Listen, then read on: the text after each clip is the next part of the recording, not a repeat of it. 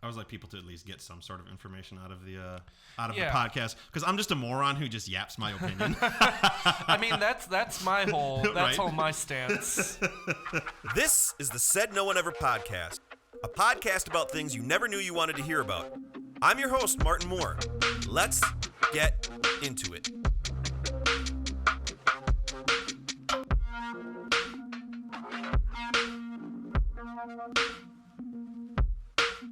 Welcome to another episode of the Said No One Ever podcast. This episode is called Once Upon a Time in Hollywood, and I'm super jacked for the guest that we have here. He's the culture editor at OnMilwaukee, a guy who knows a lot about movies and entertainment, someone I've shared the mic with on the radio before. He's a fun, smart, entertaining guy, and I'm just glad to have him here to talk about movies and entertainment and TV and just all things content.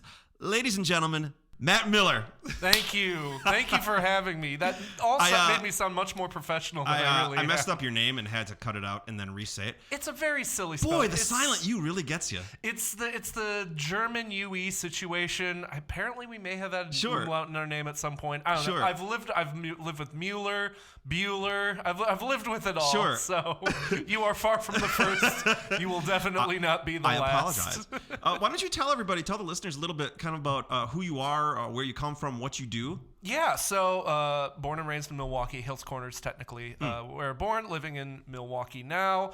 I got into movies at a young age because I was a really cool kid who brought the newspaper into school in first grade. Now I write about movies, TV, pop culture in general for OnMilwaukee.com. A little bit of sports as well. Ooh, that Bucks loss. Oof. We don't talk about the Bucks loss. It's still soft. I will say this though, what Giannis posted on I think Twitter and Instagram was pretty inspiring. Just, we'll be back and we're not done. And I not to turn this into a sports podcast, but I do think like the Bucks are in a good place. Oh, for sure. Like I look around the league and I see a lot of teams that really want to win championships that don't know if they have the pieces to win a championship. Absolutely. The Sixers, the Lakers, the Jazz, like a lot of teams are in bad positions. If you're the Bucks, you're like, we know we've got a big three. Right. And we know they win championships. I've always said the Packers are one of those teams that has a chance at a Super Bowl every year. Mm-hmm. But there's a chance that they're probably not going to make it. The Bucks, there's always a chance that they could get to the finals. Yeah. And I never count them out the way I sort of count the Packers out. Yeah, and now they won too. I think last year I was more stressed watching the Bucks because was this feeling of like, if they don't win this year, is this team good? Like, is Giannis that good? Is Chris that good? Right. Are we going to have to blow this up? Like, is this as far as they can go? Right. And now we know as far as they can go is it can be done. Doing a victory parade through downtown Milwaukee. Right, so I feel much better about the Bucks. I know.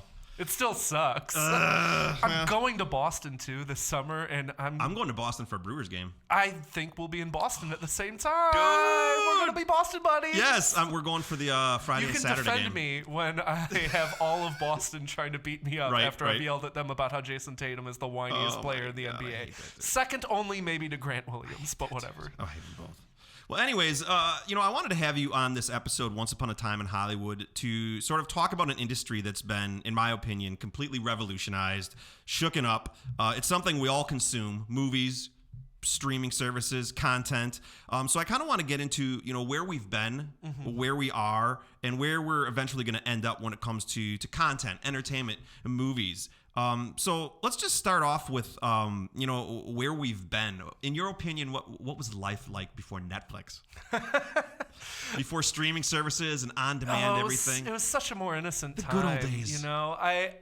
Obviously, things were both more and less accessible. You know, you had Blockbuster, you had, the rental stores and things like that. When you wanted to see something, you had to see it in theaters, and you had to wait until it came out on VHS and that whole phase. It took forever. And that was the good for them days, to come out on VHS. Because we forget, like, when a movie was out of theaters, it was out of theaters. Like, there was a long period of time before the VHS where it was like, hey, if you want to see this, it's theaters or bust. Like, oh, for sure. And it used to be and TV when TV would pick up stuff and syndicate it, and it would be on TV and stuff like that. Before, like, Blockbuster and Hollywood Video and all those, you used to, one, you have to wait forever for the movie to come out on VHS, and two, I believe, and I may be wrong, and the listeners can Google this, but I believe you had to buy it direct from the film studios.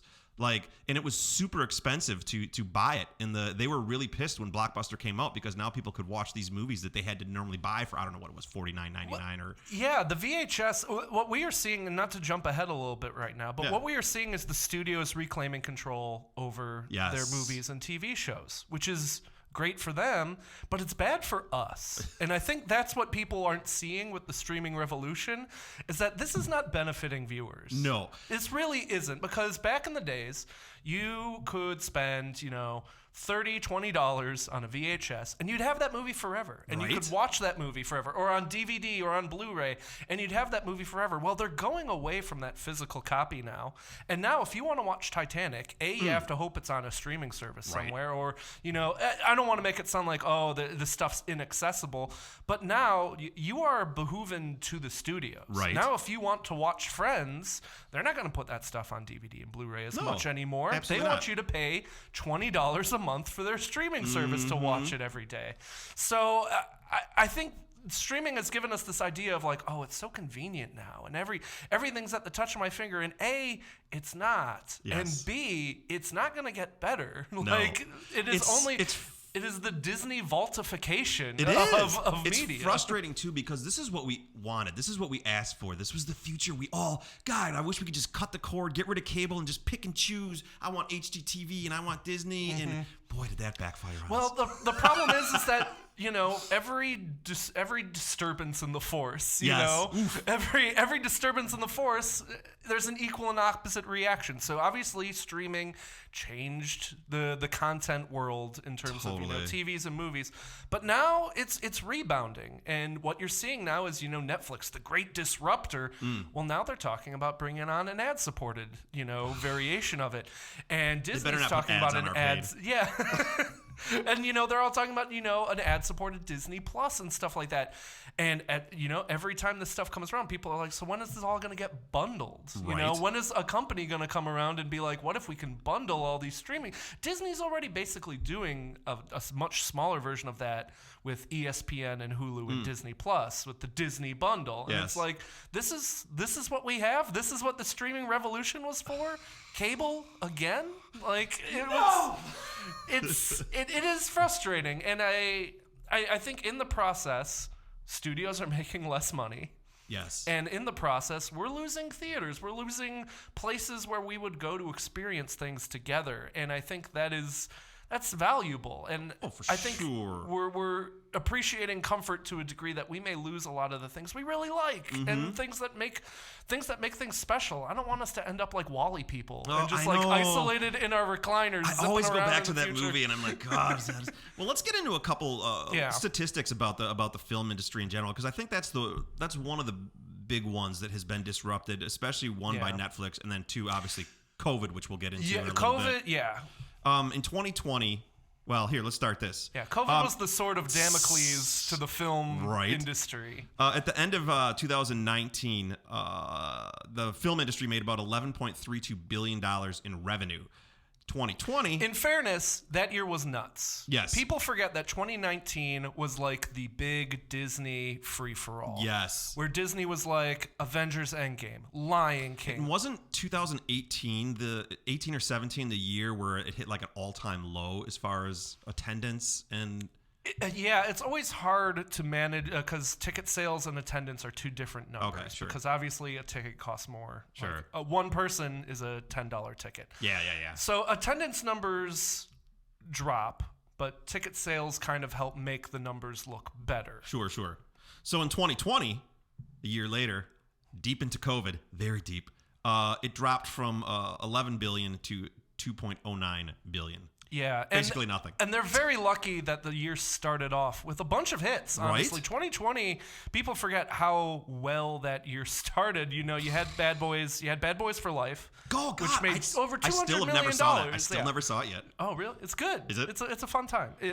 Bad Boys for Life made over $200 million. Wow. And that was, that COVID probably cut out some of the legs on that. It probably had another $20 million in it, honestly. Sonic the Hedgehog probably was going to make more money. Huge. Yeah, that made almost 150. And this is all just domestic numbers. Worldwide, I think obviously those movies made even more money.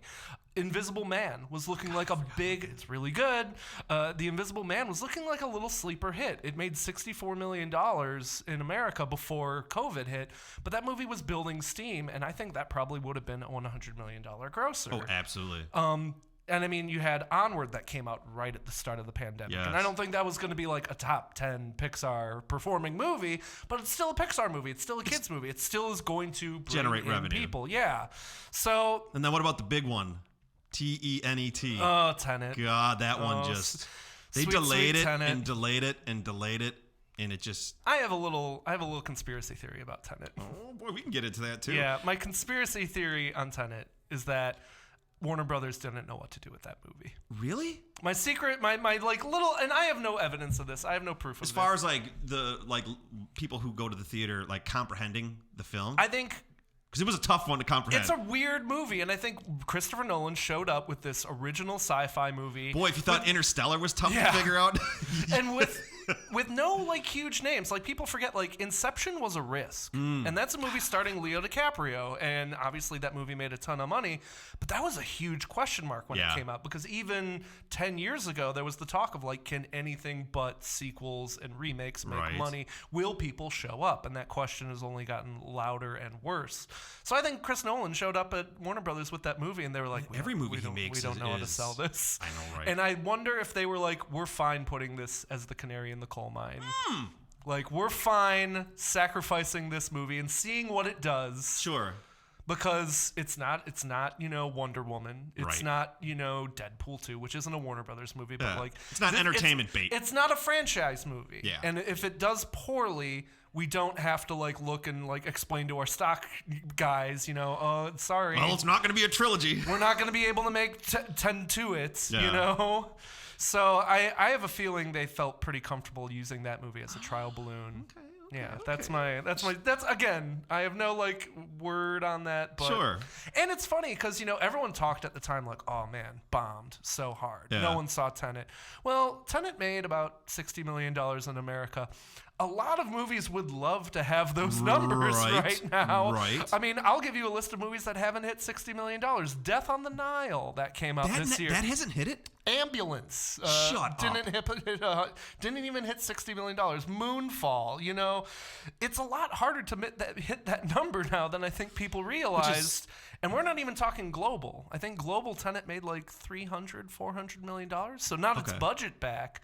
But Tenet, in the grand scheme of things, was not this apocalyptic bomb. Like everyone thinks that it was. Its legacy, it's a little bit going to be like, I feel like, our generation's Waterworld. Yeah. Where everyone thinks Waterworld was this massive bomb that sunk a company. And, it didn't make a ton of money back. But it was not this, like, flagrant, like, oh, my God. Well, right. It wasn't, what was that movie with James Franco that he played the dude who talks like what the hell was that movie? Oh God, I've pushed all James Franco movies out of my head. But yeah, so just to make sure, the budget on Waterworld was $172 to $175 million, and it's a lot back then, and it made about $265 million. Okay. So again, it lost money.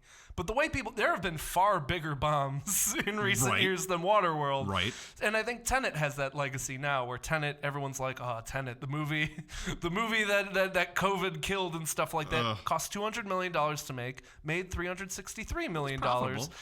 Ish. The general rule, and this is Hollywood banking, is indecipherable. But you take the budget, multiply it by 2. Okay. And that is the true cost of the movie, because you have to include, they don't include like advertising, public, all that stuff. Gotcha. So it realistically probably needed to make $400 million to break even. And that's not including probably an extra bunch of money for all of the delays and all of the changes in the marketing and all of that stuff. Sure. So it definitely didn't make money. I mean, I remember there was something with No Time to Die where they were like, we need to make, I think, $700-800 million to break even. And that's part of the problem in Hollywood right now a little bit, is like, listen, if you're making movies that need to make $1 billion to break even, you have a broken system. Yeah, that's a whole ass company. Like that's the revenue of like a company. That is a country's GDP yes, we're talking exactly, about here. Of like Trinidad. Yeah, I mean, I think some of the Pirates movies were that to that degree eventually, God. and you know, you're not going to make that back in a lot of cases, and especially when there's a lot of talk this particular summer about how there's not a lot of big blockbustery movies really coming out. There's kind of one every 3 weeks, basically. We had Doctor Strange 2 to start the year, and then we had we're gonna have Top Gun, and we've got finally I believe it when I see it. Yeah, that's a real like mirage of a movie right now.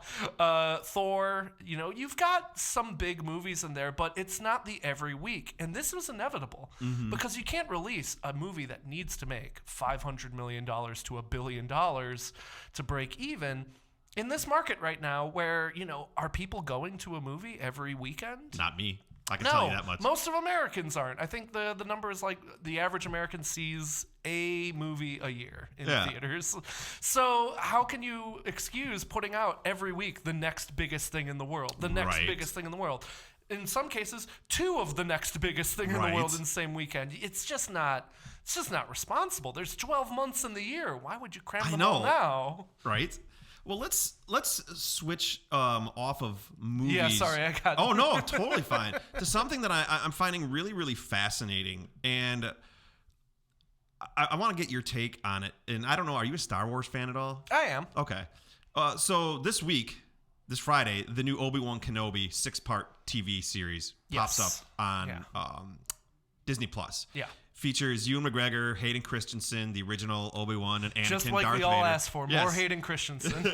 And I mean, it looks from the trailers, which means nothing, but I mean, it looks spectacular. It looks like something that should have been released in a theater, and maybe 5 years ago, this would be released in a theater. Was planned for theaters. I mean, there was always rumors that Star Wars was planning an Obi-Wan movie, and it just. I think they found the place for it now. What's your take on these streaming services creating IP and content that is just, it's not in the theaters anymore. It's just strictly on their streaming service? Because I mean, this is huge. This is not some no-name actors. This is not a no-name side story. This isn't Boba Fett or The Mandalorian. I mean, these are big actors, central big character. Story. Yeah. And they're like, you know what we should do? Let's put it on our streaming service. Is that something you think is going to become more ubiquitous, or is this sort of like a one-off thing? I think Disney's a hard case because Disney's going. Boy, that was a long question. They're going in hard. Disney is on streaming. They have basically turned Pixar into a streaming company, which is very stupid in my opinion, and is not making them money, or is at least losing them money. Yeah. Because Turning Red would have made a ton of money in theaters. Even if it's not the most loved Pixar movie of all time, there was a need for a kids movie in theaters. Yeah. There was not a children's movie in theaters between Christmas, our newly released one, and between Christmas and I think March/April. Oh, wow. There was room in there, or at least not a notable one. I'm sure there was like some animated one made for like $10 million that no one cared about or saw. Is that your official Rotten Tomatoes review? That's my official Rotten Tomatoes. But that movie would have made tons of money. And what ended up happening was when Sonic the Hedgehog 2 came out, it had this record-breaking, great opening weekend. I think it made like $72 million in its opening weekend because it was the first kids-oriented movie to come out in months. Sure. And Turning Red could have been that. And what people don't know about streaming is that streaming doesn't make money. Yeah.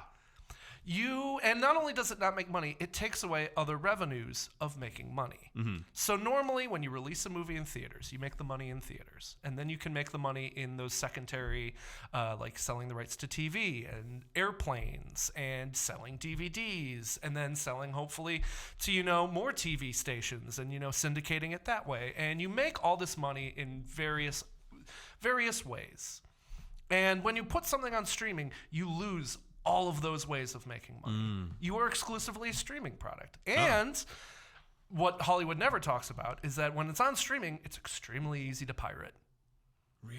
Oh, yeah. Torrents everywhere? Oh, yeah. So, sure, it's everywhere. And the streaming views are through the roof. Oh gosh, our subscribers are up. But you're not making money off of that. Yeah. And I think one of the big questions audiences are going to ask themselves as streaming becomes bigger and bigger is, you're not going to be able to get big budget things on streaming forever.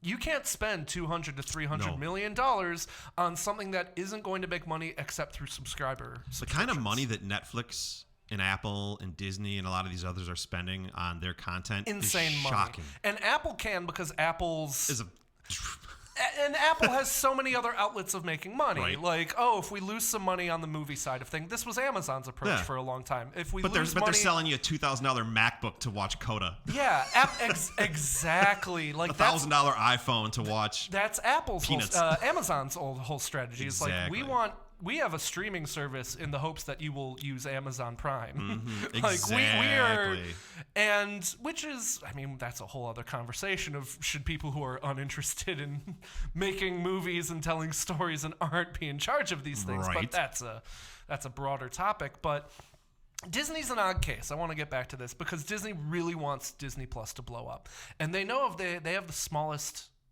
catalog of all the streamers. It's not, if you don't like the old school movies and Pixar movies, boy, there's slim pickings, baby. If you don't have kids, kind of period, you got to be a big Star Wars fan or a big Marvel fan. That's it. And even then, there's a limited amount of that Exactly. to have. And at some point, what I imagine is going to happen is that they are going to integrate Hulu into Disney Plus. I like that. I think that's a smart idea. They're going to integrate Hulu into Disney Plus. It's already overseas. Hulu does not exist, I believe, in most other countries. I'm quite positive it is called like Star Plus, and that's within Disney Plus. Sure. I'm pretty sure on that. But Hulu is mainly an American product, and Disney owns all of that at this point. And I think part of that is because Hulu was created by lots of studios.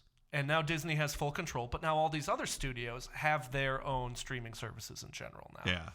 So as they take more and more of their content back, Hulu will become more and more 20th Century Fox material, stuff like that. And they're going to integrate that into Disney Plus, because what better way to boost Disney Plus's catalog than by being like, yep, Hulu's on here now. Yeah. And they need to do that because right now Disney Plus is like the kids / nostalgia. Yep. And they don't really have enough. They have one big thing each month pretty much. And in the streaming game, that's not enough.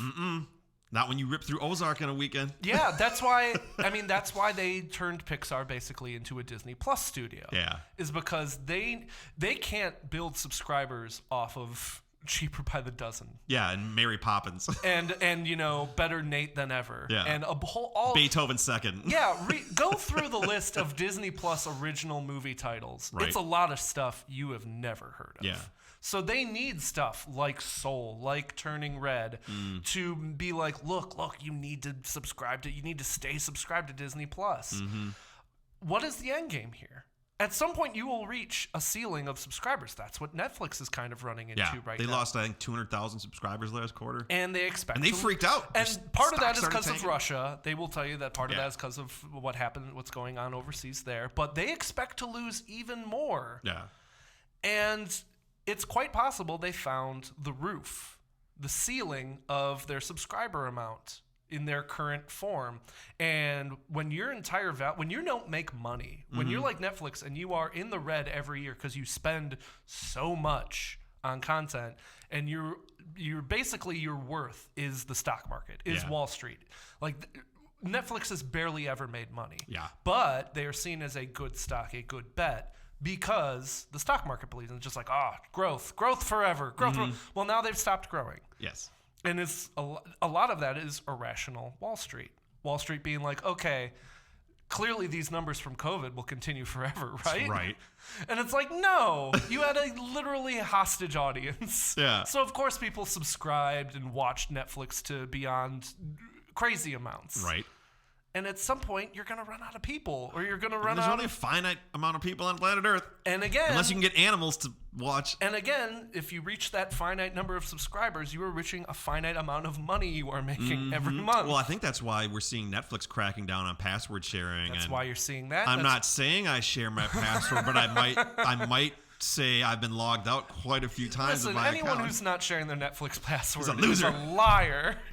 But Yeah, that's why you're seeing them be like, oh, we got to crack down on password stuff, which guess what? When you crack down on password stuff, people are just not going to subscribe to Netflix anymore. Exactly. Especially because a lot of Netflix's original content is not that good. No. 90% of what they release is bad, and most people know it at this point. There's a real vibe of a Netflix original is code for direct-to-video. Yeah. You saw that? It didn't always used to be like that. Orange is the New Black, and I mean they had a lot of really good IP in the beginning. Yeah, they tried. I mean, House of Cards was a Cards. big hit for them in the early days, but they knew that other companies were going to start creating their own streaming services. Yeah. And when they would do that, they would take back their stuff. Yeah. So they needed to start building up a catalog and fast. Of everything. They have cooking stuff. They have car stuff. They have personal question. Do you watch Love is Blind and The Ultimatum? Oh my God. I do not watch The Ultimatum. The Ultimatum is a bridge too far for me. But Love is Blind what a is treat. remarkable What trash. a treat. I'm telling you, man, The Ultimatum is... I don't know if I can... It makes Love is Blind look like that's how normal people just date. That's how effed up The Ultimatum is. I think that's too far for me, though, because with The Ultimatum, you just want to watch that and you're just like, well, this is just a very bad idea for all these people. Why did you sign up for this? You should all go date each other and see what happens. Whereas, like, Love is Blind feels like... Let me tell you what happens. None of the couples make it because they're all banging each other. Who could have seen it coming? I want to kind of talk about, because I'd be remiss if we didn't talk about it, COVID and how it changed the way we experience movies and how movies are distributed, and we have access to them. And I want to start off with The Matrix 4 because that got pushed right to HBO Max, and that was shocking when that happened. And I remember HBO saying they're going to start releasing all of their movies day of on their platform. In your opinion, how has COVID changed the movie industry in your opinion forever, and as far as how companies are going to distribute their movies and how we're going to get access to movies? I think there's a lot of still trying to figure that out right now. Warner Brothers, the ones who put Matrix Warner 4, Brothers. I'm sorry, Warner Brothers. But they put it on HBO Max, which is secretly the best of all the streaming services. I like it. It's got the best catalog, and it is generally the best interface, which in fairness is the easiest competition possible. A low bar. Honestly, but HBO put all of their releases onto HBO Max and in theaters simultaneously last year. Mm-hmm. And that was a huge game changer. But what HBO saw was people... They didn't quite see the results that they wanted to from that. The theatrical numbers weren't great for a lot of their stuff. And I'm sure they got a bump in terms of subscribers, but was it enough to outweigh the costs of not getting this stuff in theaters and not getting that secondary revenue? The biggest change and the biggest kind of alteration that is happening is streaming and theaters trying to figure out how they can coexist. Yes. Because this was always going to happen. This was the sword of Damocles hanging above the theatrical industry forever. Was, with the internet and with all these new outlets, at some point we're gonna have to figure. I mean, they had tried it years before.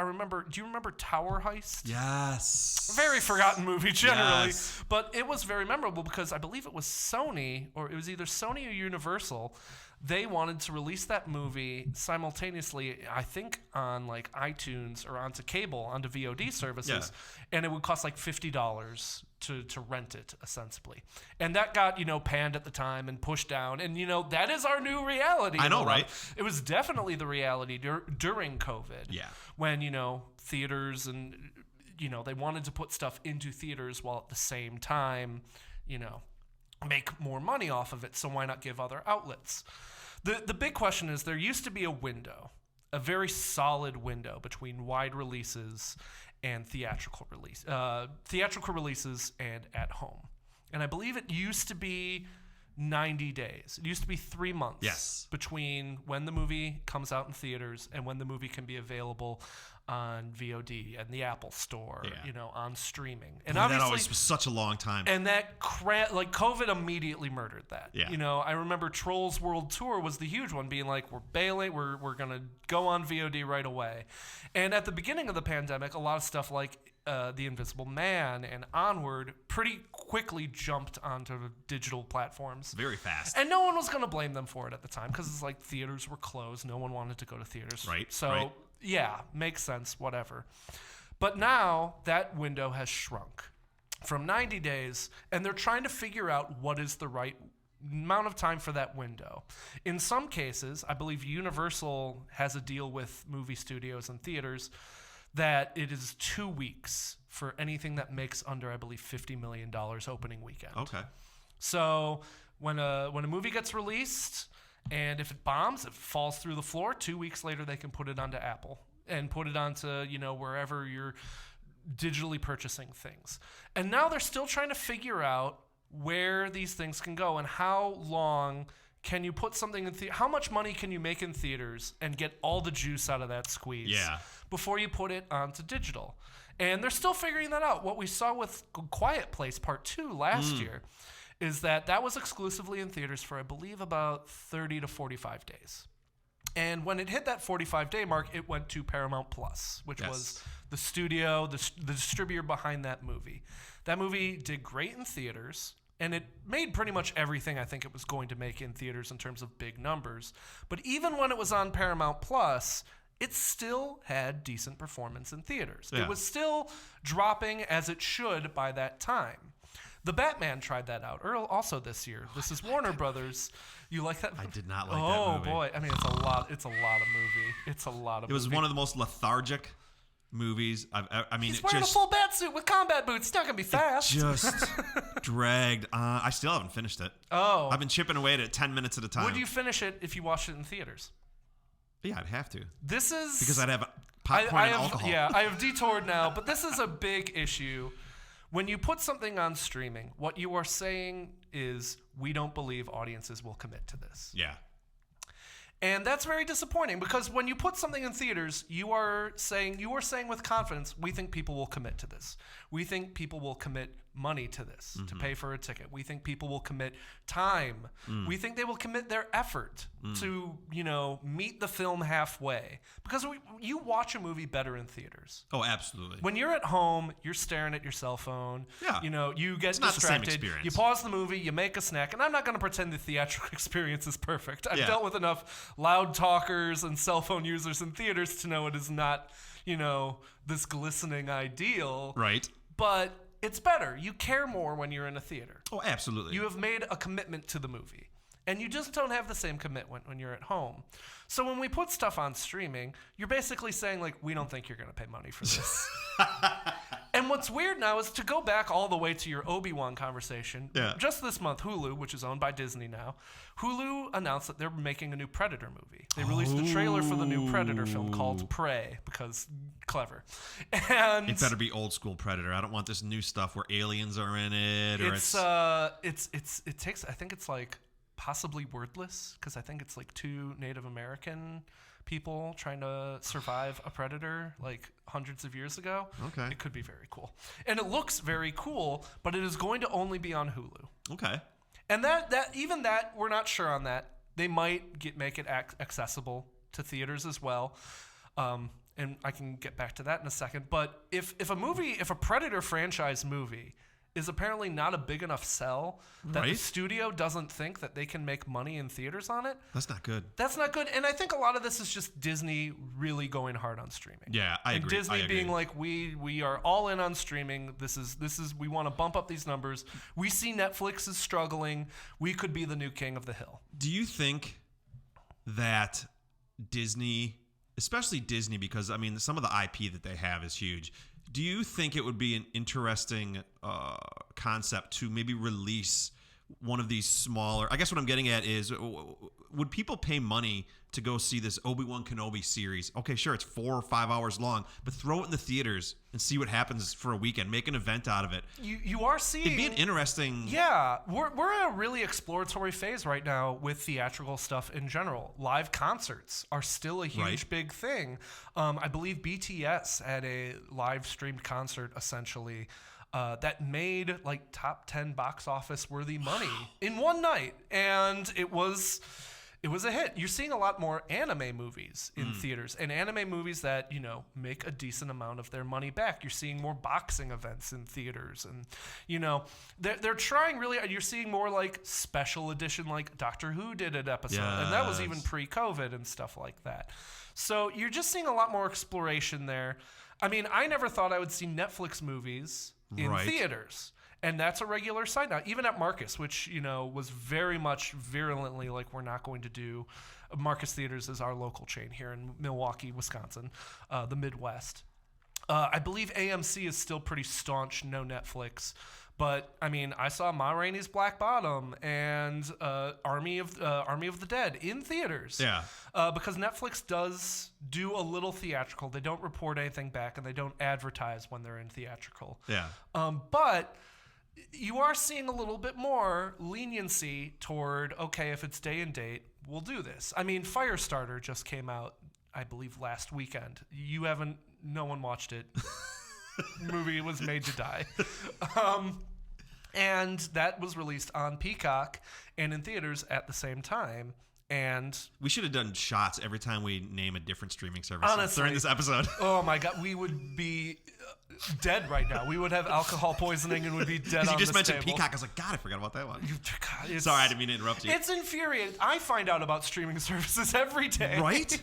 But I mean, you saw last year too, like Halloween Kills was put in theaters and on Peacock on the same day, and it still made a decent amount of money. It made a really strong amount of money, frankly. And Absolutely. I think that's a funky one because I don't think a lot of people have Peacock. No. I don't think that is a streaming service worth entertaining. What do you think during COVID? What do you think movie theaters failed to do? Because when I was watching everything go down and watching, you know, the movie companies and stuff like that, like canceling and pausing their movies, I was like, okay, are they going to show old movies? Maybe reopen up. I mean, they have these huge facades in the front buildings. Redo outdoor movies. Bring in sports game. Like, I felt like they just did nothing. They just stood back and said, well, I guess we'll just wait it out. Yeah, there was a lack of creativity, I would say, in a lot of cases. You could get drive-up popcorn. You could get drive-up popcorn. But I do think, they did you know, nothing, the drive-in movie opinion. Theater stuff. I know the Marcus Majestic in Brookfield, Wisconsin. They did a pop-up drive-in movie theater that I think did pretty well. Yeah. I'd be interested to talk to them about, you know, what the numbers were on that exactly. But, you know, when I went, there were people there. And I'm sure numbers dwindled as they were a little rigid. Yeah. You know, you wanted to see them do a little bit more creative stuff. And I think it was their opportunity to experiment without much consequence because they had already got the consequences. People weren't going. So they did nothing. I saw them try nothing, and it's like, what have you set yourself up for the next time this happens? Yeah, and I think they've learned over the last few years, like, you know, events can do stuff. Yeah. You know, if you really book interesting films with like thought behind it and make it feel important, because they would get people to show up still for like Back to the Future. Yes, again. absolutely. And I think if you get I saw Back to the Future. Yeah, I think they kind of took Ghostbusters. I saw. Oh yeah. I think a lot of movie theaters maybe took for granted, like, as soon as we open back up, people will march in here and love to come back to the movies. And between the COVID situation and between the streaming situation, I don't think that quite happened exactly how they thought. No. But they've learned to adapt. You know, they've learned that, you know, listen, people will show up for movies that are even on streaming. Yeah. Whether because they're goofballs like me who prefer watching in theaters to streaming, or people who don't have the streaming services or just don't know any better. Yeah. And I mean, that's a big thing, honestly. Like, why not put this stuff? Because there's a lot of people who just don't know where to find this stuff anymore. Right. And theaters it's all been decentralized. And I think that's why it's really hard to get buzz around something right now, because there's so much all the time across 45 million channels. And it's just being pumped through social media, through ads, through everything. Yeah, I mean, I was talking with someone on Twitter the other day. Shout out to Bill Brasky on Twitter. He's a good follow about these kind of, you know, Hollywood economic stuff. And if anyone does want more of this, Scott Mendelson at Forbes is the expert. Follow him on Twitter. He's got great, accurate, level-headed takes about the industry. He's very good at this. But damn it, I forgot what I was. Don't you hate that? Don't you hate that? Okay, couple questions here. What streaming service has surprised you the most as far, whether it's content or? Oh, I remember what I was going to say. No, sorry. Sure. I was just talking with Bill Brasky on Twitter about Everything Everywhere All at Once, which is the gem of this movie year right now. Yeah. Smallish. Like, I bet you the budget's around $20-30 million. So big for an indie movie. But that movie has made almost $50 million at this point. Wow. And is on pace to become A24's highest, the studio's highest grossing movie in its history. And it's doing this in amidst a time when we're like, do people go to theaters for original movies? And the question we were kind of talking about was, if this movie was on streaming, would people be talking about it? Would it have been would it have been a topic for a week and just utterly faded out of existence? A la anything on Netflix? Yeah. Or would this be like a Squid Game thing where, there were like months of, excitement and stuff like that and people talking about, oh, this exciting thing? Or would it have not even made a blip, period? Yeah. Would it have just been lost because it's a weird movie? And that's kind of the great question now of where is the best place for all of this stuff? And it's disappointing that increasingly the answer is only big franchise stuff is for theaters and anything else is streaming. And I think that's very disappointing. It's very limiting of our idea of what qualifies as big, what is worth our effort, our focus. But look at Coda. I mean, that won Picture of the Year. Would it have though? I mean, it was good. It's a nice film, and that is as far as I go.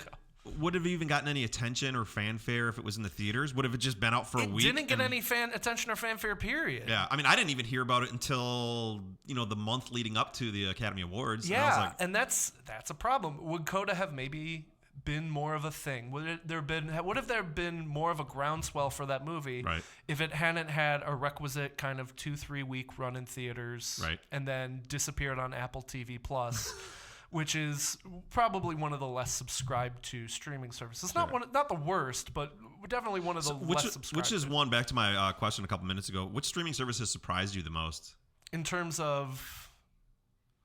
Not aside from Netflix. Yeah. Because I feel like all the other ones are kind of just still blown up. Like, which one have you either gotten or you talked a lot of shit about, and we're like, oh my god! Like, I thought Apple TV Plus when it came out, morning show. I was like, well, who's gonna watch this? And I was like, ooh, boy, that's a great show. Apple TV Plus has done a good job of kind of taking the HBO route, or at least the former HBO route, where it's like, we're not gonna make a ton of stuff, but generally speaking, we're gonna put our money, like, we're gonna put a lot of effort into the stuff we make. I watch a lot of content on Apple TV. Yeah, I think that one's turned out pretty well. I think HBO Max, I said this before, it's the best streaming service out there. I agree. It has the largest catalog, undoubtedly. Righteous Gemstones, do you watch it? I do not. Oh! I will say, I'm really bad at watching Treat yourself. Treat yourself.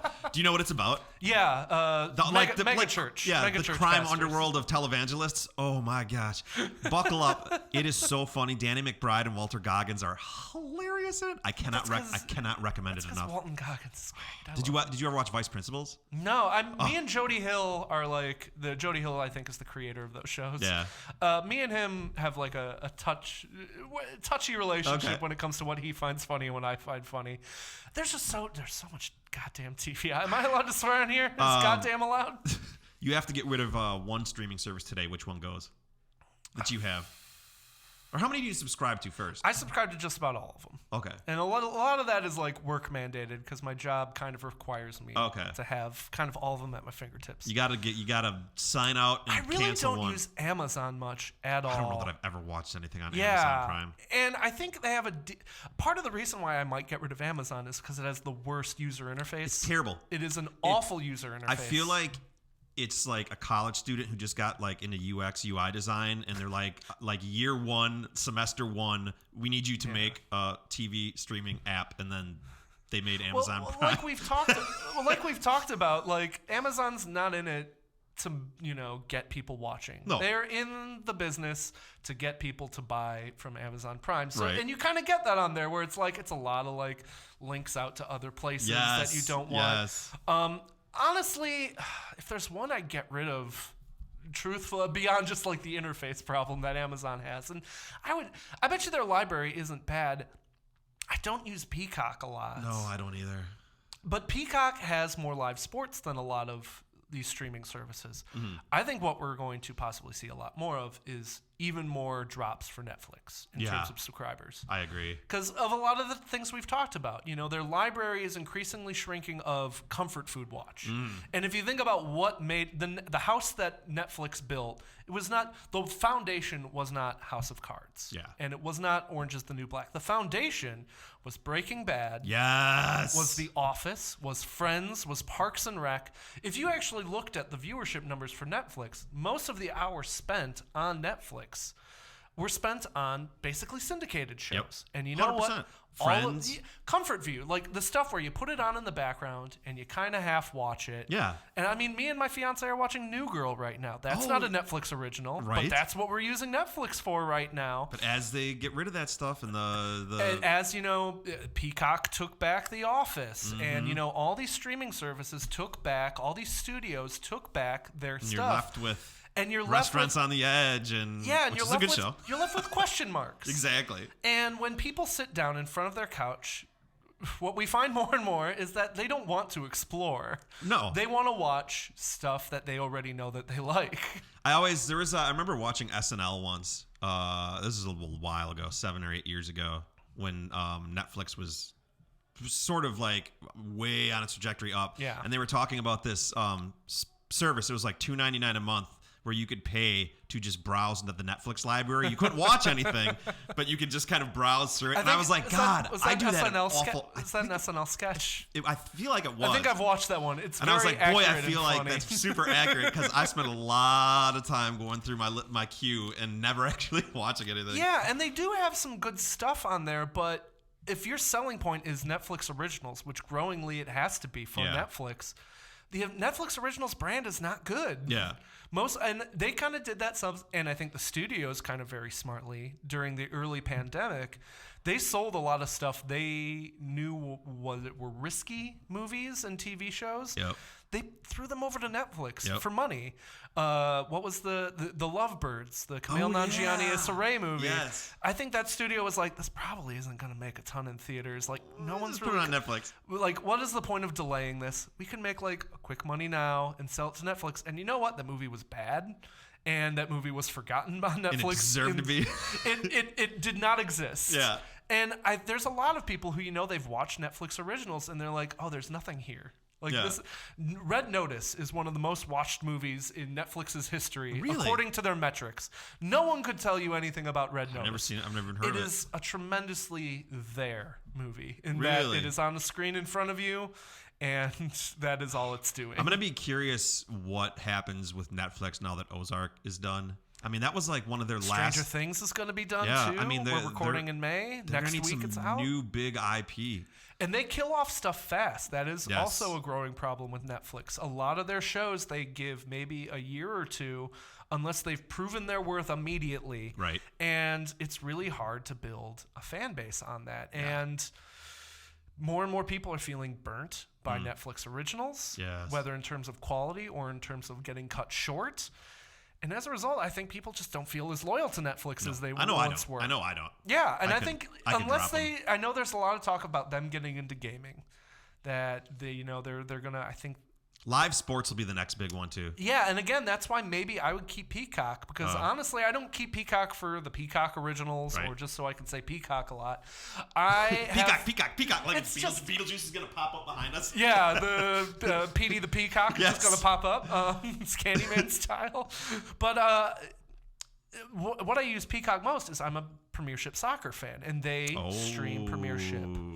So you're going to see more. I mean, the NFL and So do you like Ted Amazon Lasso? are kind of. I have not watched Ted Lasso yet. Dare you come on this episode? It's my next watch. We're going to get through so New Girl good. and we're going to go to Ted Lasso or Severance. Again, Apple TV Plus. The buzzy stuff is on Apple TV Plus, and I think Sorry, this conversation's been wild all over the place, and you had questions, and I answer about 15 of them and none of them at the same time. This would probably be your least well-reviewed episode. No, this is fun. But I think another thing, we talked about Netflix, revolutionary, ads is their next big step. God. Password cutting down, The other thing people have talked about is the binge model going to die with Netflix? Right. Because look what happens to a lot of Netflix shows. They have one big weekend where everyone binges through the show and talks about it and debates it and all that. And then it kind of dies off. Yes. Unless it's something like a Squid Game, which truly, or a Tiger King situation where it's like... God, that was a treat. Boy, what a COVID treat. We needed Tiger King at the desperately. time. But that was true. That was like... I feel like Tiger King is something we never want to revisit again. No. Which we saw happen when they did the sequel. Very special memories during COVID of... Yeah, because I think everyone looked back at Tiger King like a regretful one night stands where we looked Why back did and we I were felt so dirty after I right? watched it? It was like, but I also felt very satisfied and it was like, I don't think this is actually good. This was probably a mistake. Right. And then Tiger King 2 came out and we were all like, yeah, it was a mistake. Yeah. We shouldn't have done it. Right. But these shows exist for a weekend and then fall off of the conversation, and they can tell us all the numbers and the metrics they want. But who's really talking about Ozark yet? Yeah. Who's really talking about Bridgerton right now? Right. Who's going to talk about Stranger Things after its opening weekend? What you see is, look what happens to Succession on HBO. Oh, God, I'm still in the middle of that show, so no spoilers. Yeah, no, don't worry. But that is a weekly release. Yes. And so that show started off pretty modestly, but week by week built an audience and built people talking about it and built anticipation. Ted Lasso, same thing. Severance, same thing. Mandalorian. Week by week, people watched and the buzz built. And you got natural advertisements from people writing recaps each It's week. shocking Netflix doesn't, that's not their mantra or their ethos, you know? That's the binge thing. And they want... there's a famous quote from Netflix where they said their biggest competition isn't other TV or other streamers, it's sleep. Which is increasingly the arrogance of Netflix. I do like that. We get to smirk at that now because it's like, oh, how's that going for you, Netflix? But they just want hours in front of the screen. But the problem is it just an explosion of hours? Right. And then nothing? Nothing. Right. Or are you sustaining? Are you building interest over time? Exactly. I think they've tried out a little bit more weekly release stuff with their reality shows. With stuff like Selling Sunset and I believe The Circle. Stuff like that. They release 3-4 episodes a week. And I wonder if you're going to see them experiment a little bit more with that and try to get people talking about their shows for longer than a weekend. Yeah. Because at this point, again, Stranger Things comes out next week, and that would be May 27th, I believe. And you'll wake up on Saturday morning, and someone will have already watched it and what the heck? Yeah. By June 5th, right. No one will be talking about Stranger Things anymore because everyone will have squeezed that fruit out for all of its juice already, and they'll have moved on. Yeah. And that's I mean, the it's beauty of sad. Yeah, and it is kind of sad because it's almost like TikTok. It's this content that is just there for a couple days or a week, and then it's just forgotten about. And everything is ephemeral. Yes. Which is frustrating. It really is. And that's why when you have something like throwaway content. Exactly. And I think, it's not great for the future of content. Right. It's not great for people to think of content as art, as meaningful stories that have something. As a creator, someone who makes videos and stuff, I like the idea of creating something, whether it's a YouTube video or a TikTok, and then having it just being forgotten and thrown out and replaced in 24 hours or something like that. I mean, it makes me not even want to create anything. I mean, honestly, that's why I don't do Instagram stories. Yeah. This is just I'm just a whore me for Instagram stories. My thing is that stuff disappears, and it's just I don't know. I put effort into that, and then for it to just literally be meaningless 5 seconds later, it just is I don't like it, man. I don't like it. All depressing. Right. Final question. Now, I don't know if you actually did this little homework assignment or not. Let's try and not get, because we could be here all day. But top 10 movies, did you make a list? I don't know if I have top 10, but I have my list of favorites. Yeah, for sure yeah. For you. So let's run down through them real quick if you want to make a comment on any of them, of why it's in there. Yeah, and I'm going to be curious if there's any overlapping between you and I. I think there will be because there's some stuff that you just love. Yeah. And I will probably go beyond 10. Oh, that's fine. Before I go into, can I just make one more point? Sure. Because I think this is something key that is happening. Like with streaming, people think about like, oh, how is this impacting the actual movies and TV shows themselves? And there's a lot of talk about Netflix being so algorithmically driven that decides what stuff they make and what stuff. And a lot of creators don't like that. But if the algorithm says it's popular and is good, who are you to argue with the algorithm? Right. But I think something else we're not talking about as much is a lot of stuff is just getting stretched into series that they do not have the material for. Oh, like Walking Dead? Yeah, or even like, Grey's Anatomy? Inventing Anna. Like, Inventing Anna would have been a really interesting 8-hour miniseries. Yeah. It got stretched to 11. Yeah. Most Marvel and Star Wars TV shows probably could be shortened by about 3 hours. Yeah. Bad Vegan, very entertaining docuseries on Netflix, 4 parts, already too long. They had enough for 2. And I think people aren't realizing that that's not happening because these creators are like, oh, this story needs to be this long. I feel like the streaming economy wants hours in front of screen. So instead of telling a good, tight 2-hour story, they're being encouraged to drag things out as long as possible. Yes. So that's how you get loads of B-roll. Loads of B-roll and loads of like shows that don't feel like they start until the 3rd episode. Right. Which is a real epidemic. I mean, Defending Jacob from a few years ago on Apple TV Plus, like the Defending Jacob part didn't start until like 3 or 4 episodes in. It's hard to get into a show if you don't know what it is, and it taken that long. I mean, a lot of the Marvel shows have that issue back when they were on Netflix, but also, and a lot of it is just they want the hours. Yeah. And why would you make a 2-hour movie when you can make a 7-hour miniseries? And I don't know if it's good for the stories themselves in a lot of cases. I agree. I don't think they are. The Social Network would not be a movie. Yes. If it came out now, it would be a 6-part miniseries. Right. And it would be worse for it. Right. And it's a bummer because I don't think you're getting. People love talking about, oh, it's the golden age of television. It's the golden age of streaming. I don't think that's true. I don't either. I don't know how many great things we're really getting here that use their time well, that use the episodic storyline well, that couldn't have been a really good movie. Oh, for sure. And really honed in on points instead of just being this grab bag of episodes. But now, yeah, back to the favorite movies. Oh yeah, that's right. I just feel like that's a pet peeve of mine. It's an excellent point that you brought that up. And it was something I didn't even really think about. But I mean, you're right. A lot of the stuff is they just drag it on, and it could be cut in half. Yeah, the economy inspires bloat now, and it's a shame because also everyone's like, oh, but the good stories are on streaming. And it's like, well, that's because of us, the audience. Right. Everyone's like, oh, why don't the Oscars reward movies people actually see? Well, people used to see a lot more interesting movies back in the day. Sorry. We really like, did. People that's people a rabbit hole to get down. Rules of, not rules of engagement, terms of endearment. Yes. I was getting all my 3-word movie.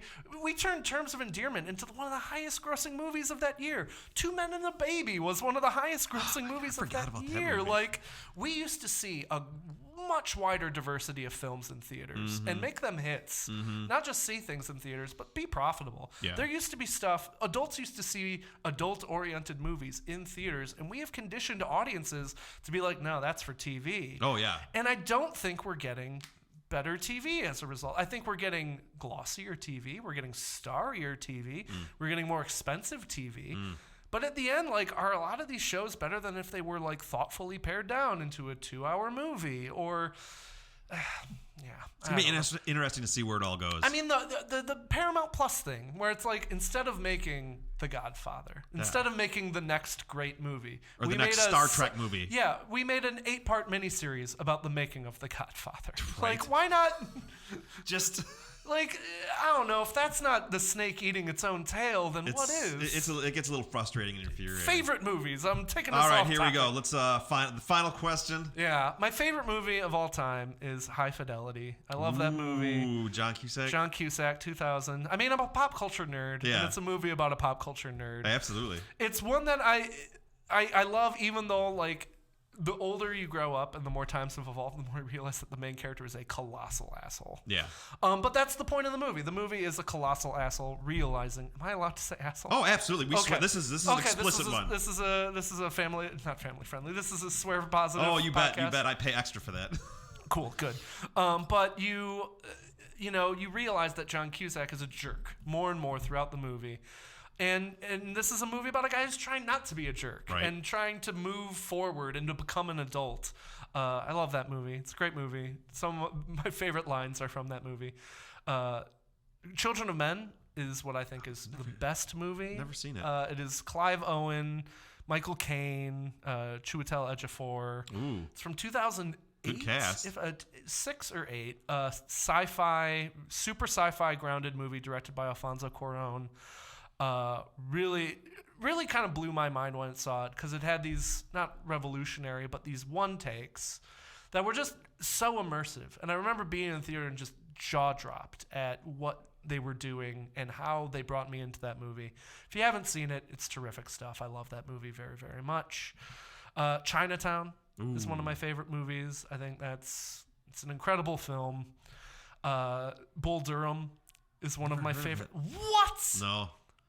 What? I'll watch it for you. Do you like Matt, I'll watch it for you. Baseball? No. All right. I hate it. Even though I'm going to see the Brewers play in Boston. That explains why. Yeah, it's a baseball Not a baseball movie. fan. You know, Kevin Costner at his Kevin Costner finest everymanness. Okay. That is probably the most quoted movie. No, second most, following the next movie on my favorites list, Airplane. Oh, God, that is a good one. Airplane's probably my favorite comedy of all time. Extremely quotable, just goofy. The jokes per minute ratio in that movie is off the charts, matched only by the jokes that hit per minute ratio. Yeah. It is just... I miss the days when... I just saw The Lost City the other day in theaters, and I was disappointed because there's just not a lot of jokes in the movie. There's just a lot of, kind of period where you're waiting for someone to say something funny, and it's just not really happening. And I miss the days when movies were just like, we're going to throw as many jokes as possible on the screen. I think the Lord and Miller movies do a really good job of just jokes upon jokes. Those are the guys who did 21 Jump Street, the Lego movie, Spider-Man Into the Spider-Verse. Those are guys who have that old school madcap comedy sensibility that I miss. Edgar Wright has a little bit of that too. If you haven't seen Shaun of the Dead, World's End, just movies loaded with gags. I love those movies. Scott Pilgrim versus the World, great movie. Oh, that's a good movie. Great movie. I'm trying to... So those are kind of like City Lights and Modern Times are both great Charlie Chaplin silent films. If you are not a silent film fan... I love silent films. I don't love them. I really enjoy them. Yeah, both of those are incredible and will make you realize silent film ruled. This one, I don't know if it would have been in my top 10 until I rewatched it lately. Singing in the Rain is just God, I forgot about that movie. Red hot laser beam of joy. It is just a delightful film. Yeah. And I'm not just saying that because it's like, oh, you're a movie guy. Of course you say Singing in the Rain. I wish the listeners could see you right now. Yeah. You're doing the robot. Are you going to say Citizen Kane and Casablanca next? Predictable. But no, Singing in the Rain is genuinely a joy of a film to watch. Yeah. The Dark Knight. I saw that movie 8 times in a week. That's a great when I first saw it. God, I think that's not on my list. No, I wish I should have put it on it. Yeah, that's pop cinema perfection for me. It really is. I think that's my biggest beef with the Batman is just that the whole Batman Christopher Nolan trilogy is it's such, in my opinion, just an IP ending story visually. No such thing the music, as IP ending. I was like, they should just done. I don't want to. The phrase IP ending does not exist unless you're talking about Men in Black International. Yeah. But I love The Dark Knight. I really that movie was a thrill to watch in theaters. I always loved how Heath Ledger would change his. You want to know how I got these scars? And every time the story was different, and I just those little brilliant nuances that he does when he writes these characters. I love it. It's an incredible performance, and I worked at a movie theater when that movie came out, which is why I was able to see it 8 times in the first week. And I remember I would try to time it out perfectly so I could see the pencil scene. Oh, I love it. Because- You want to see a magic trick? Because the crowd reaction was always so perfect. Yes. Like, every time it happened, you'd hear the crowd and they'd be like, whoa! And it was just like the joy of movies. I It's felt the like joy of that collective everything experience. that was you saw on screen with The Dark Knight had to be there, and it was there for a reason. Yeah, There was I know just a lot of people would take away the last third of the movie. There's a crowd of people who are like Two-Face should have been in the next movie, and I disagree. I think that's a key part of that movie is the soul of Gotham kind of point. I agree. I think that is a key part of the text of I The agree. Dark Knight. I love Goodfellas. Ooh, that's a good one. I will also say though, I think Wolf of Wall Street is like top 5 Scorsese, no doubt, and the fact that Leonardo DiCaprio won his Oscar not for The Wolf of Wall Street, but Pisses me off. I'll never forgive the Stupid Academy. Revenant, which is the bad shittiest movie. film. It is a poor film. Fucking hate The Revenant. It is a bad film, and Not you know good. what? The Birdman was a bad film. It was too. a bad film, and that won. No, Wolf of Wall Street is. Wolf of Wall Street. That's on my list. I think a movie that's that entertaining, but also that actually I can quote almost that whole movie. I won't because this podcast may only be PG-13. Yeah. We're trying to keep a PG-13 rating. But I love that movie's Venom is as effective as it is entertaining. Yeah. Like that movie is very good at going after, that stock market world. And like the final shot in that movie is lethal in terms of being like, you did this, America. Right. This is on you. Right. And it does it in a way that's not like Vice or like any of the Adam McKay stuff out now, Yes. which I cannot tolerate. Really. I hate Adam McKay right now. Ugh. I think if we had a political talk, I'd agree with him on a lot of topics. But as a screenwriter and director, he makes the most smug, self-important, just arrogant movies I've ever seen. And it's just, each one is just like, I don't know if you heard, but the environment's dying, and it's all your fault, you So I'm gonna idiot. assume Did you know that it's dying? I'm assuming you did not like his last movie. I Don't Look Up is somehow better than Vice. Okay. And I love Don't Look Up. I thought it was I did not. really. No, because the whole movie is just like this one-note, non-funny thing. Yeah. It doesn't work as a comedy, and as a satire, it's just so blunt and so smugly proud of itself, where it's just like, oh, you idiots, you don't know what's happening to the world, and it's just like, Sure. we do. We are aware, Adam McKay. Like, get out of your bubble. Yeah, like, sure. We just also have other things to care I about. realize you just figured that out now, but it doesn't mean the rest of the. Right? Like, I think a lot of his attitude. I can see that. A lot of his attitude can be wrapped up by the end credit sequence in Vice, which was like, the whole thing, the whole movie is like, did you know Dick Cheney was kind of a bad person? And everyone watching is like, yeah, I was aware. We knew that. Yeah, and then like at the end It credits. took you 20 years to figure that out? Yeah, and then his end credits are like him being like, oh, you didn't care about Dick Cheney at the time because you were too busy watching the Fast and the Furious movies. And I want to be like, motherfucker, you made Right. Anchorman 2. You Right. know, like, don't Right. you made Talladega Nights. Like, I'm sorry, you're coming at me for being like, oh, you didn't care enough at the time. Like, we all were there, Right. dude. Like, don't pretend like you're better than entertaining people. I don't. My ability to stomach Adam McKay projects, and he's just not a very good director at this point either. Yeah. I think Don't Look Up at a tight 2 hours would have been a good movie, but that movie goes on for approximately 7 years. It was long. It wasn't as long as The Irishman, but it was long. I much prefer The Irishman. Irishman was good. Irishman is a good film. God, that's not even on my list. A lot All of right. good movies. You know My what? list, I'm going to say the movies, they're good. This is in no particular order. Whiplash is on my top 10. Is it? Yeah, I love Whiplash. I think my list is all stuff that's story driven, and then stuff that I have to be able to watch over. In my opinion, a good movie is something that I want to watch over and over again. Well, So, this is the great like best versus favorite Right, battle. right. You know, a best movie. I feel like a best and a favorite there should be a Venn diagram, and the overlap should be exactly. that. Like, is Airplane the best movie of all time? I don't know about best, but it is one of my For you? And I think as a comedy, as what it's trying to do, it is Achieves that. It is peak perfection of what it is. Perfect. Yeah. Blazing Saddles, also in my top 10. I think I've named 10 movies now. I feel good now. Okay. So here's my list. Ocean's 11, the new one. Oh my God, that movie's so watchable. The new one. Every Time I have company over and I'm like, I don't know what to put on, I want to put on music, I just put Ocean's 11 on in that the background. movie was a real like pandemic watch movie where it's Fucking like that so movie good. is lightning. I love the relationship between Brad Pitt and George Clooney Yeah. and just their cadence when they talk I mean, to each other. everyone in that movie is. I love it. When you imagine, And the heist is believable. That's what I think I love about it the most. Is it's believable. and that it's they could've- also they don't care that much about the details of the heist. Really, like that movie is there to have fun and to Yeah. put stars in a room, being at their most charismatic selves, Yes. saying funny things in a smartly directed movie. Yep. When you think a Hollywood blockbuster, that is the movie you imagine. Yes. We just don't get those guys. We just don't get those kind of movies. Another one, Secret Life of Walter Mitty. I'm a huge fan. That's like maybe Interesting. my top 3. And you haven't watched Severance yet. No. This is definitely top 3 for me. Eternal Sunshine of the Spotless Mind. Yeah. I'll never forgive the Academy for not giving Jim Carrey. They were never going to, though. Like, the Academy's... I thought Eternal Sunshine was like, when I heard about that movie coming out, I was like, this is an original story.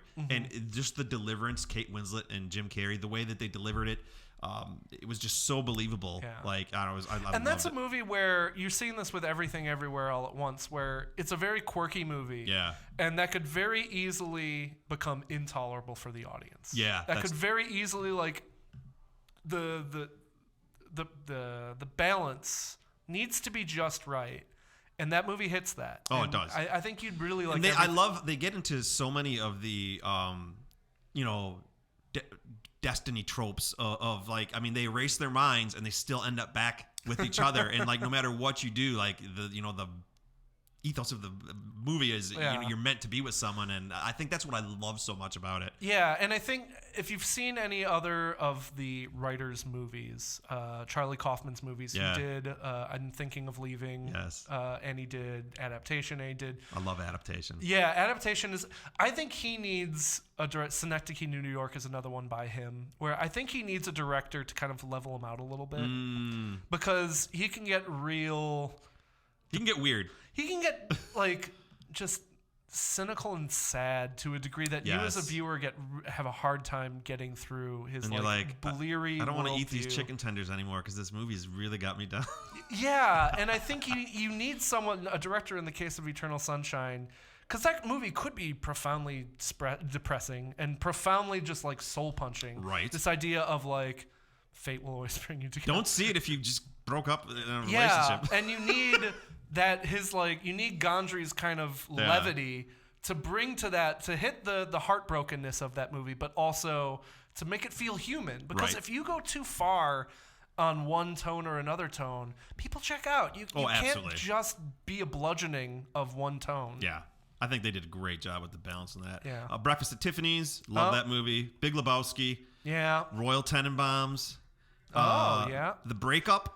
Because I feel like the Very breakup, divisive. I feel like that is the most realistic fight scene between Jennifer Aniston and Vince Vaughn that I think I've ever seen. The way that they start off their argument and it just grows into something that had nothing to do with the original. It was such a relatable argument. I just love that movie. And the fact that they don't get back together at the end, I think it's a brilliant realistic story about I think that movie's relationships. fascinating. I love it. Because people really hated that movie because people wanted a rom-com. Yeah. And that movie it was not. It was not. And that movie's very aggressive. Like, no, this was movie's about a breakup. It was like a documentary about like Yeah. what a breakup really looks like. I mean, I think Marriage Story. I really like Marriage Story. I have yet to watch it. I don't want to watch it with my wife. I'm like, boy, I don't feel like this is a date night movie. It's more entertaining than I think. Like it cuts deep, but it's funnier and more human than one think. would think. Yeah, there's a lot of movies that kind of get that rap. Like Okay. I remember Manchester by the Sea got that huge rap of like, oh, this movie's just a gigantic punch in the gut. And oh my God, you're gonna cry so hard. And you know what? You will. Yeah. It's a sad movie. But it's also very funny because it's a movie that acknowledges that like when people are sad and when people are having to deal with death, they also want laugh. Yes. They want I know to I laugh. do. Yeah. So like I think sometimes we get a little one note in how we talk about certain movies and stuff, and it's like, oh, that movie is so intensely one. like The Dark Knight and Christopher Nolan get that rap, where Christopher Nolan has no sense of humor. His movies are grim, dark. Has blah, he blah. ever told a joke in any of his movies? He does. The Dark Knight is a funny movie. It in a lot of actually cases. is. Like That, you know, Tenet, you there are are right. jokes in Tenet. You like, could probably make a reel of all the funny stuff in it. yeah, but like people Pawn it off as a comedy. I mean, I'm not saying you watch it to be like a laugh riot. It's not Airplane, But the Joker is funny. Yeah, like he does find ways to like flit a little lightness in there, so Yeah. it doesn't feel like a dredge. You know, Right, it doesn't right, feel right. like a Zack Snyder movie where I'm just Oh, like I'm Jesus. dying of the brick hitting. Here's a director that I absolutely love, and this makes my list. District 9. District 9. Oh my God, absolutely Man, remarkable. I miss Neil Blomkamp. The next one's coming out. They say that. He says he's got the story finally. I know, but like he's been supposedly making a RoboCop movie forever, Yeah, and he's that been is supposedly true. been making an Alien movie forever. Right. Listen, Chappie lost so much goodwill for that man. I love Chappie. Chappie's a lot of choices in Chappie. Right. Fight Club. That's a top 5 for me. Ooh, interesting. Are you a big Fincher fan? Yes, in general. huge. I'm interested that you didn't like the Batman then, Oh, because the Batman is so Fincher. God, I don't feel like it is. Like that whole opening, like everything with the Riddler is very Seven. Yeah. When I watched that movie. I didn't realize till about an hour. I'm only an hour and a half into the Batman that the Riddler and the Penguin are even in the movie. Yeah, it's. I didn't know anything about it, and I'm like, so who are the villains? Don't spoil anything. Spoiler alert! It was Umbrella Man the whole time. Right. Every Star Wars, Gangs in Okay. New York, Oh, that's an interesting. Inception, and then Wolf of Wall Street. One. Yeah. Those are. I think that's my list. That's a lot of winners on there. Oh, dude, Matt, this was fun. I've this gone is over, right? This is the longest episode by far. Oh, But this is why I wanted to bring you on, because I love movies, I love TV, and like you are like, as soon as Carolyn, who I'm friends with, that you work with at OnMilwaukee, she's like, why don't you have? Because I put a post on Facebook. Anybody like movies that like can get, because you got to be able to like know directors and you know that kind of stuff. And I was like, I want someone that like at least knows as much as me. And when she said you, I was like, God damn it, that's right. Why did I not even think to ask him? So I really appreciate you being on. Of course. I think this era is just, and I know I've been all over the place this episode. Yeah. And it's just because this era of entertainment, of media, of movies is so fascinating. It really is. Because it is depressing in a lot of cases, because you're seeing a lot of trends that you don't love. But you also see like, this could tip in any direction. Right. We are watching a crackling glass right now. It could go crash and burn, or we could be getting just some great content, great stories, and and the good stuff out there is so worth it. You know, is. when you see something that really, captures you. There's a real dichotomy between it's the stuff's either really good or it's really shitty, and there's not a whole lot of stuff that kind of meet in the middle. I would argue we have so much in the middle. I would argue that's true. 80% of what you see is okay. Right. Like everything you see is pretty like mediocre to fine. Right. And 10% is great. Yeah. And 10% is terrible. And you know what? I want more great. Yes. And I want more terrible. Because you know what? Terrible means you took a swing. That is valid. Matt, where can people find you? You can find me at A Man About Film on Twitter and Facebook. You will also find my writing on OnMilwaukee.com. Dude, thank you so much. Hey, thanks for having me. This was fun. Yeah. I'm losing my voice.